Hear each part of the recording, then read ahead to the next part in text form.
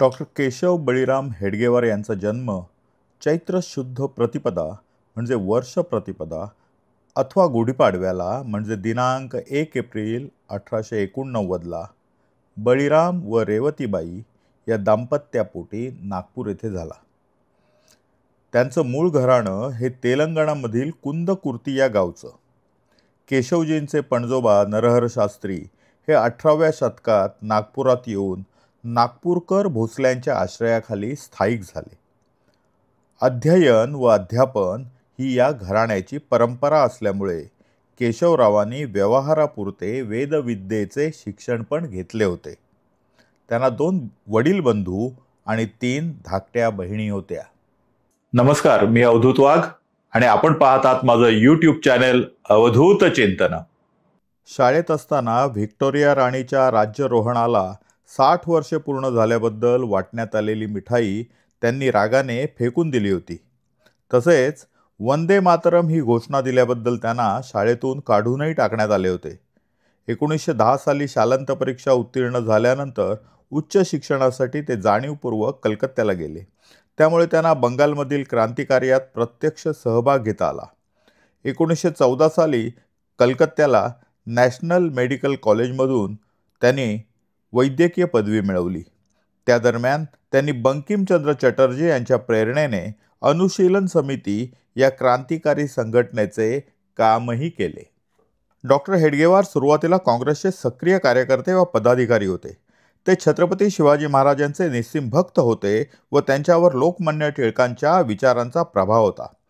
Doctor Balkrishna मुंजे यांना doctor Hedgewar हे गुरुस्थानी मानत.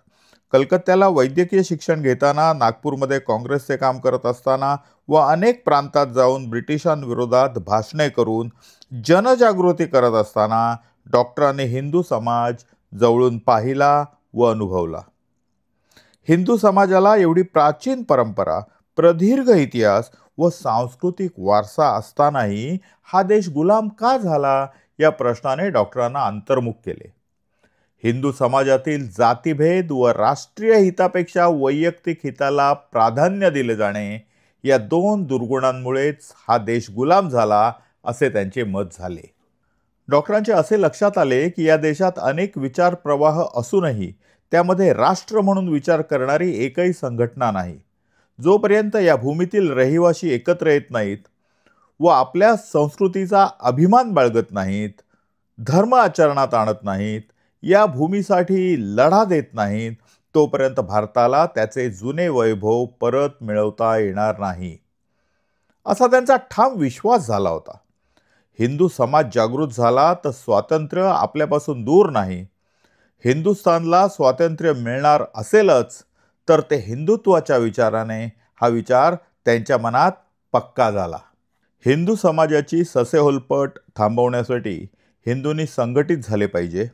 यासाठी स्वतंत्र संघटन हवे व ते संघटन हे एका भव्य अशा राष्ट्रीय संकल्पनेवर आधारित असले पाहिजे असे त्यांचे मत होते. लोकांचा धर्म, संस्कृती, देश, भाषा व इतिहास जर समान असेल तर त्यातून आपण सर्व एक आहोत अशी आत्मीयतेची भावना निर्माण होते व हृदयात बंधुभाव उचंबळून येतो हे ते जाणून होते. योगायोगाने त्याचवेळी स्वातंत्र्यवीर सावरकरांचा हिंदुत्व हा ग्रंथ प्रकाशित झाला व तो डॉक्टर हेडगेवारांच्या वाचनात आला. हिंदुत्व या ग्रंथाच्या पारायणाने डॉक्टर हेडगेवार अत्यंत प्रभावित झाले. डॉक्टरांच्या मनातील हिंदुत्वाच्या आणि हिंदू राष्ट्रीयत्वाच्या कल्पना स्वातंत्र्यवीर विनायक दामोदर सावरकरांच्या हिंदुत्व या ग्रंथाच्या लेखणीतून मुक्तपणे प्रकट झाल्या होत्या.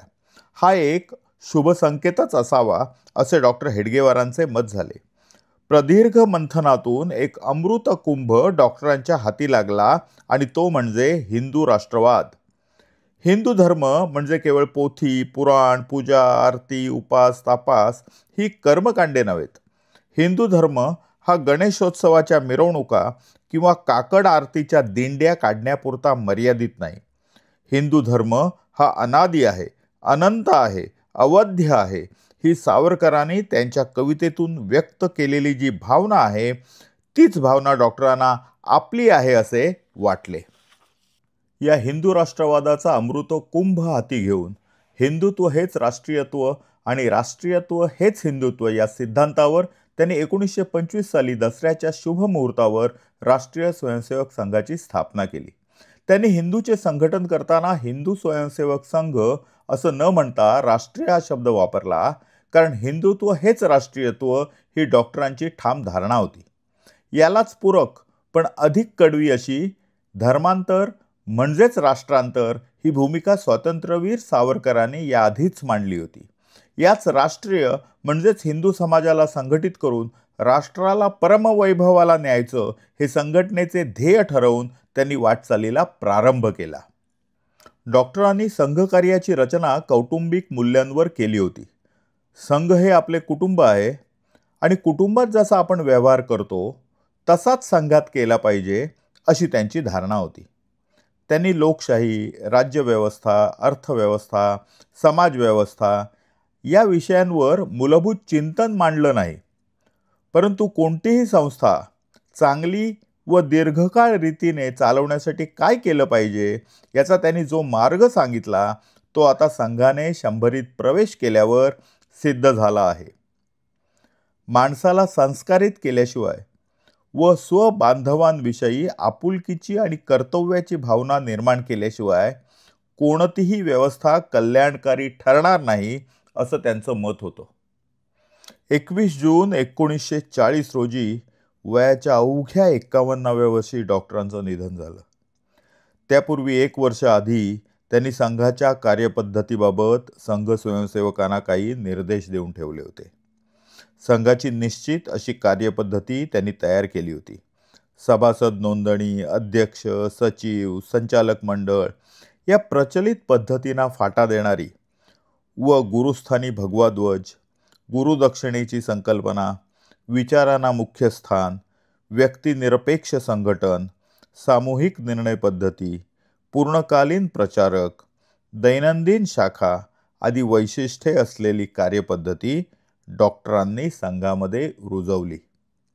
स्वातंत्र्यपूर्व काळात भारतीय राजकारणात गांधीजींसारखे काही जण अशक्यप्राय अशा हिंदू मुस्लिम ऐक्याचे ढोल, ताशे व नगारे बडवत असताना, होय मी म्हणतो भारत हे हिंदू राष्ट्र आहे असा पांचजन्य शंखनाद करण्याचे धैर्य जर कोणा एका व्यक्तीने दाखवले असेल तर ती व्यक्ती होती राष्ट्रीय स्वयंसेवक संघाचे संस्थापक व आद्य सरसंघचालक डॉक्टर केशव बळीराम हेडगेवार.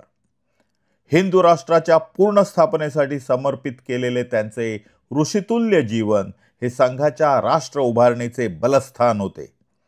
नव्या हिंदू राष्ट्रवादाचे जनक आणि सुप्त हिंदू राष्ट्राचे प्रबोधक मानले जाणाऱ्या डॉक्टर हेडगेवारांना स्वातंत्र्यवीर सावरकरांनी हिंदू राष्ट्रवादाचा आधारस्तंभ असे जे म्हटले आहे ते योग्यच आहे. तुम्हाला हा व्हिडिओ जर आवडला असेल तर लाईक करा, कमेंट करा, फॉरवर्ड करा, सबस्क्राईब करा आणि बेल आयकॉन दाबायला विसरू नका.